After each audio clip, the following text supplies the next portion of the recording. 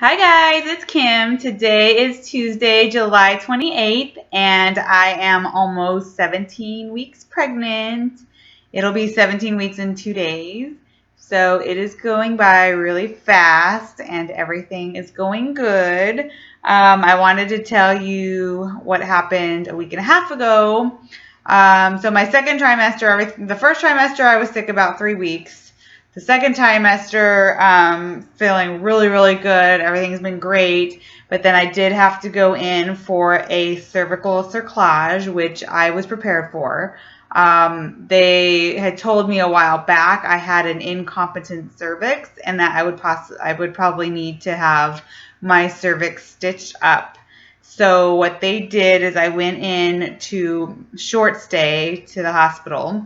And what they did is they put an epidural in my back, in my spine, and it did burn and everything, but it wasn't as bad as I thought. And then my legs kind of went numb, and I don't know why I was like super worried about how that would feel, but it wasn't a big deal. I was actually still able to move my legs. It was just starting to get numb.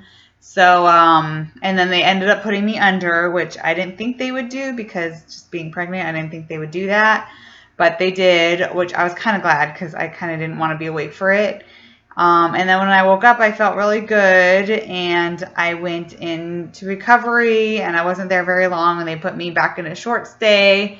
And so the procedure went very well. It was after the procedure that they had told me the minute I can pee, I can go home. So I was just pounding water, just wanted to get out of there. And I started cramping, and I'm like, oh, here we go. The numbness is going away.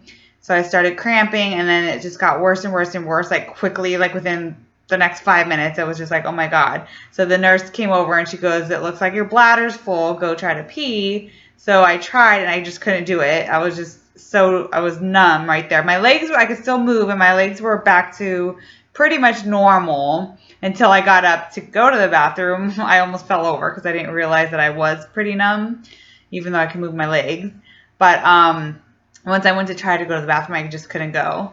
And so they ended up having to do a catheter, but I didn't feel the catheter go in because I was still numb, which is good. But once they started emptying my bladder, I just broke out into a sweat. I was like feeling like I was going to pass out. I started seeing spots. It was pretty bad. So I was like, oh my gosh, give me something. I need water. I need ice. I need something. And they ended up bringing me a towel, which they said was cold. It wasn't even that cold. And I'm like, no, please give me something quick. I'm freaking out right now. So finally they gave me water. And by that time, they had finished and they had taken the catheter out. And again, I didn't feel it because it was numb. But I did feel the release of my bladder. So that felt a lot better. The cramping went away. And the minute they took it out, and I took a sip of water, the whole like dizziness and spots in my eyes and the sweating just went away. And by that time, I was just drenched. My whole bed was drenched. And it was all a matter of like 3 minutes. So it wasn't long. It was just like a long 3 minutes. So then after that, I was able, like 20 minutes later, to pee on my own. And so they released me, but then when I went to pee, it burned like hell. So that was no fun. And I was worried. It felt like a really bad bladder infection. And I asked them, am I going to get a bladder infection after this? And they said, oh yeah, you could definitely get a bladder infection after a catheter. So they said drink plenty of juice and just take it easy and just drink a lot of water. So my husband took me home that night, and on the way I just said, let's just get like cranberry juice right now. We got pure cranberry juice, which is really bitter.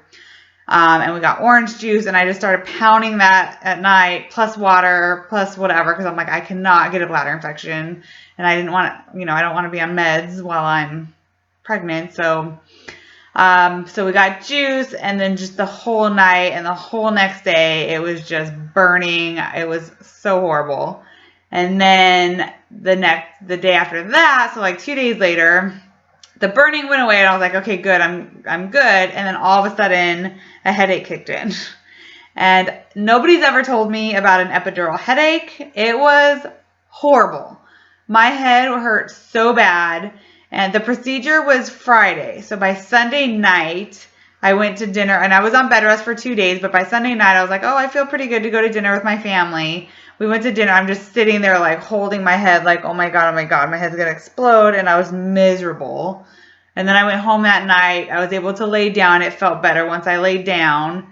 And then the next day, I Googled it, and I read that if you drink caffeine, which I do kind of remember the anesthesiologist telling me to have a little bit of caffeine after the procedure. So now I know why. I guess caffeine is supposed to help the headaches. And so I drink decaf because I'm still nervous about being pregnant and having caffeine. So I had decaf coffee, which has a little bit of caffeine. It didn't really work. The next day just got worse and worse and worse. I called my doctor. They just said, lay down and relax. And I'm thinking, this can't be good. And she did say I can take a Tylenol. So I did take a Tylenol. And then it didn't really do anything. And then it just, I think for like 3 or 4 days, it was pretty bad. And then at the last day, I woke up at like 1 in the morning and just like crying, like horrible headache. And I took another Tylenol then, and then it actually worked. So that was like 4 days later. And then and then I finally got better. I was able to work. I was able to function. And then once in a while, it still comes back. But now I'm wondering if it's just an actual pregnancy headache, if it's maybe not related to the epidural. I don't know.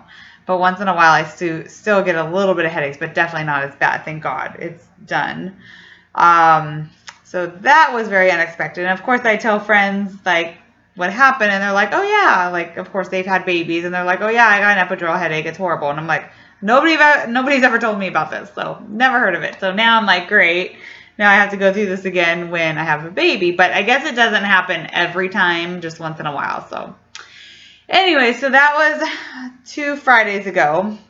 And since then, now this week, I've been doing good and feeling back to normal. I'm back to the gym. I had to stop going to the gym because, I have to be careful that the stitch doesn't open up. So I just started yesterday back at the gym, and I'm feeling really good. And then this Sunday is our gender reveal party. We're doing a party. I don't know. You can probably see there's like clothes hanging up in the background. We're in the process of decorating. We're having about 40 people over, and we're going to cut a cake and have the reveal. So that is this Sunday, and we did it through the blood test. So I had the blood test since I'm over 35, and we did that instead of amnio. And they checked for genetic abnormalities and Down syndrome and a bunch of other stuff, and everything came back good. So we're excited, and we are just anxious to figure out what we're having. I truly, truly, truly don't care if it's a boy or a girl. I don't care. I just want to know because I hate the not knowing. So I will be super stoked either way. So that's it. So I will try to next week post a video of the party and the reveal and give you any more updates. So I hope all is well with everybody and lots of baby dust. Talk to you soon. Bye.